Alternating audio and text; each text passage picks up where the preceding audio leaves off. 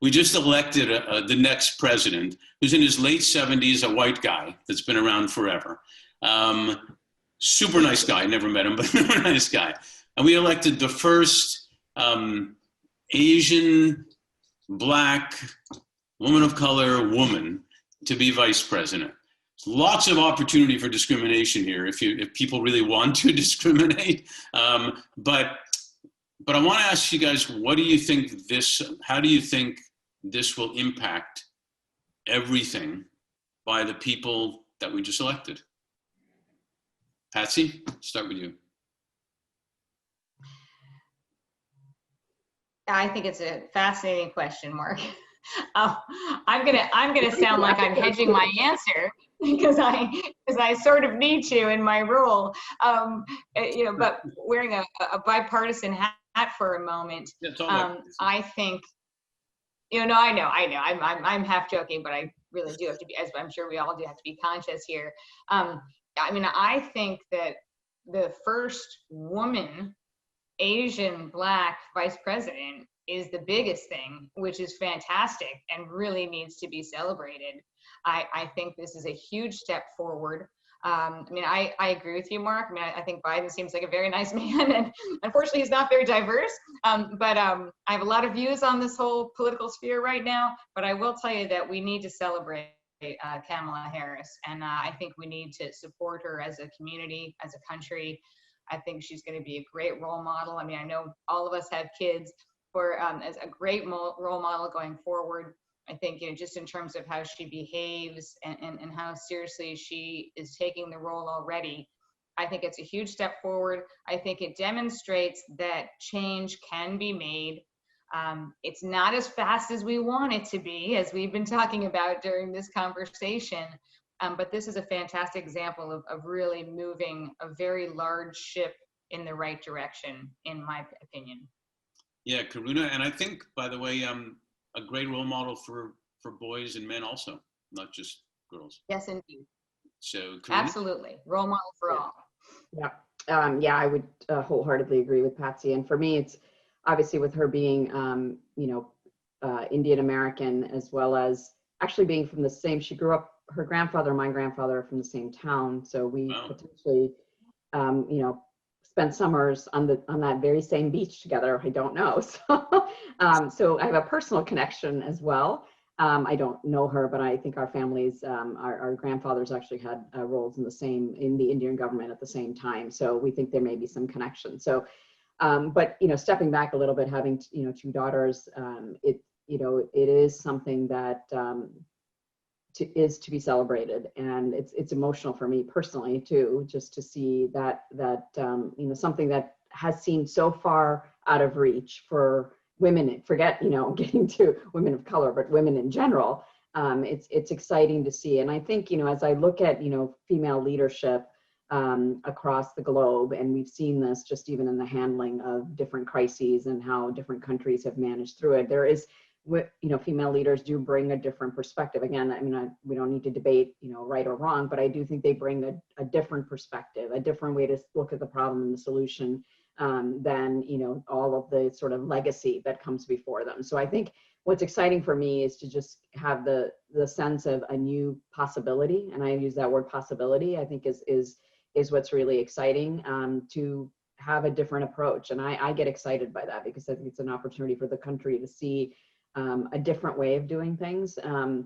And for, I think, all the little girls that we've talked about, Black, brown, white, doesn't matter, just the opportunity to see that you can, once you can see it, you can try to be it. And I think that means a lot to, I think, girls and boys alike. So I'm very, very excited about seeing her in that role. And my hope is it's really tough to be the first, right? The only in any room, and she's got a tough road ahead of her. So hopefully, there is the support and the allyship and the network and all the things, the sponsors and the champions. I think clearly Joe Biden is there for that, but it needs to extend beyond that if she's going to be successful in that role. So, but super excited about possibilities.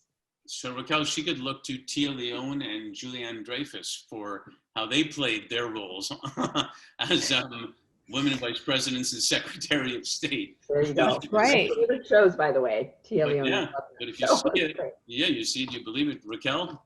Yeah, I feel like right now, I think there are writers' rooms not very far from where you are, Mark, in LA, who are conjuring up, new storylines and, to really sort of capture this moment. It was a really, really exciting moment for me to watch, watch Kamala go up there and give that incredible speech. I think, that what we have to do now is really leverage the opportunity in the moment. There's wonderful words and wonderful imagery that's coming through to us in terms of the media, but it's how do we, put that into action? And I think that her, opportunity is certainly to continue on, the quest of inspiration, if you like, around boys and girls, and one word in particular that her niece has used, and I think some of us may have read the book.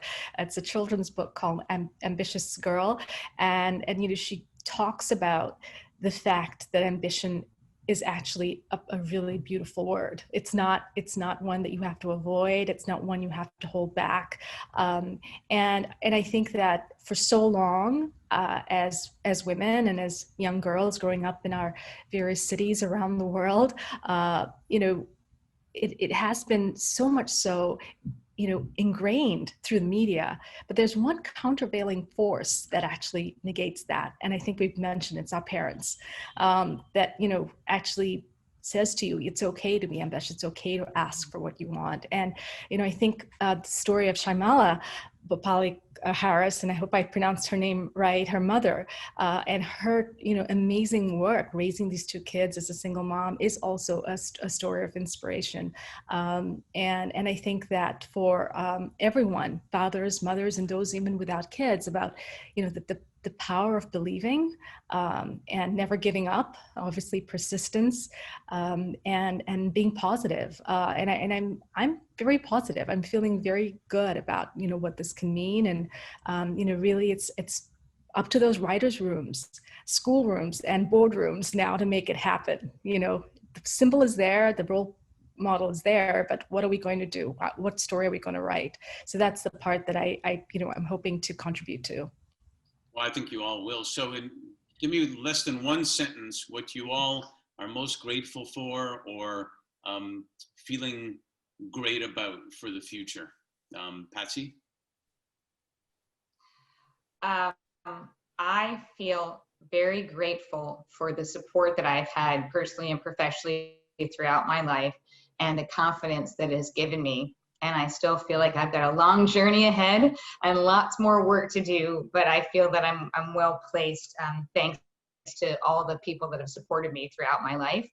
On a broader note, I am very hopeful that we've hit an inflection point, not only in the US, but all across the world, namely with this new election, but also more broadly around the importance of diversity and women in leadership. And as we said, boys and girls, looking upwards and seeing the possibilities.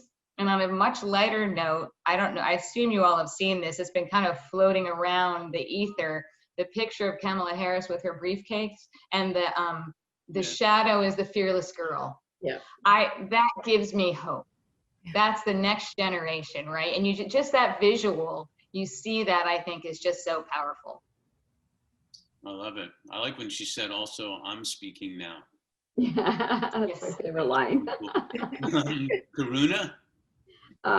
Yeah, along the same notes, I think I'm excited, as I said, about the possibility and very grateful for what has brought me personally. All of the experiences I've had, I feel like have led me and helped me to be prepared for this current role I'm in. And I'm excited to be able to bring kind of my own personal values and my personal mission to doing something that hopefully makes the world a better place, and to do it with a team that I couldn't be more proud of, that is, reflects the diversity of thinking, the diversity of background, the diversity of cultures. Like it feels like a dream team and a dream opportunity. So I'm very grateful for that. And I think I'm also very hopeful and optimistic. And we are building a brand that's about optimism. I mean, at its core, that's the benefit that we're offering for the world.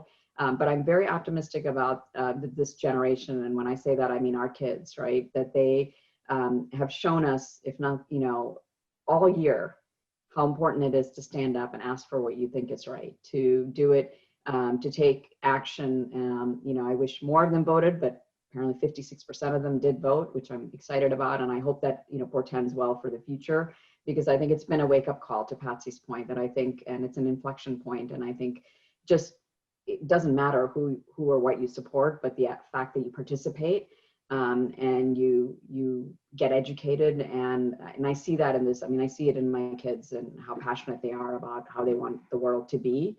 And I think they are going to change the world and make it a better place. So I'm very grateful for that. Participate and listen to each other, right? Raquelle? Yeah, I'm really grateful for the gift of time. This has been a horrendous 11 months for most of the world, and some of us have been luckier than others in terms of COVID. And I think the gift of time has given us the ability to reflect in terms of our own purpose, and also reflect in terms of how others are feeling, and to be empathetic to those that are suffering disproportionately. I'm hopeful that the vaccine trials continue successfully, because obviously having a cure is going to help everyone get back on our feet again. And I'm also very grateful for the gift of creativity, because I feel like so many companies and so many brands have stepped up in terms of the Black Lives Movement, and in terms of the push to get the vote out, and in terms of just the message of we are going to a new era where we focused so much before on production, consumption, and now I feel it's like about humanization. Like, we're getting more human, hopefully. So I have also great optimism about the future generation. I know I mentioned to you, Mark, my daughter has embarked on work around mental health. She started an organization called Each Mind, where she's so passionate about seeing how disparities in mental health can be addressed. My son's been helping her as well, and I see young kids as well, young students, like you were saying, Karuna, from your team and your own children too, really wanting to make purpose not just be a word, but be a reality in some way. So like Patsy and Karuna, optimistic and positive.